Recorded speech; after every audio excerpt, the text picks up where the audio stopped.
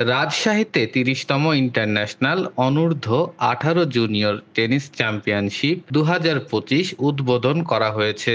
Rajshahi tennis কমপ্লেক্সে আয়োজিত এই টুর্নামেন্ট আনুষ্ঠানিকভাবে উদ্বোধন করেন রাজশাহীর বিভাগীয় কমিশনার খন্দকার আজিম উদ্দিন।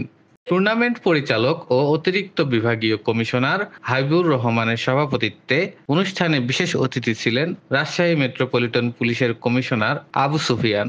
এই টেনিস খেলাটা যদিও অতটা বিস্তার লাভ করে নাই, সকল স্তরে সবাই খেলছে না, তবু এখানে রাজশাহীতে আমাদের ৮টা কোর্ট আছে।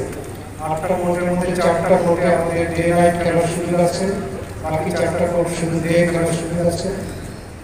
আমাদের দেশের এবং আন্তর্জাতিক সকল টেনিস প্লেয়ারদের আমরা অনুরোধ জানাবো, আপনারা সবাই সবসময় এখানে আমন্ত্রিত। উদ্বোধনী দিনে ৬টি খেলা অনুষ্ঠিত হয়। এই টুর্নামেন্টে স্বাগতিক বাংলাদেশ ছাড়াও ভারত, আমেরিকা, চীন, দক্ষিণ কোরিয়া, মালদ্বীপ সহ ১২টি দেশের ৫৭ জন খেলোয়াড় অংশগ্রহণ করেছে। আগামী ১০ অক্টোবর এই টুর্নামেন্ট শেষ হবে। রাজশাহী টেনিস কমপ্লেক্সে ITF world tennis tour J30 টুর্নামেন্টটি শুরু হয়েছে। আজকে আমরা শুরু করেছি কোয়ালিফাইং রাউন্ডের ম্যাচ দিয়ে। আজকে বয়েজ সিঙ্গলস কোয়ালিফাইংয়ের ৬টা ম্যাচ অনুষ্ঠিত হয়েছে।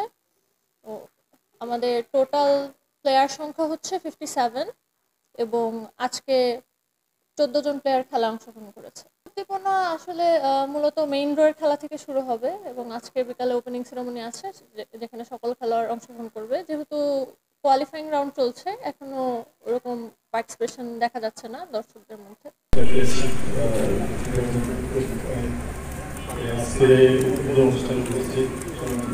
আমাদের ITF থেকে অনুমোদিত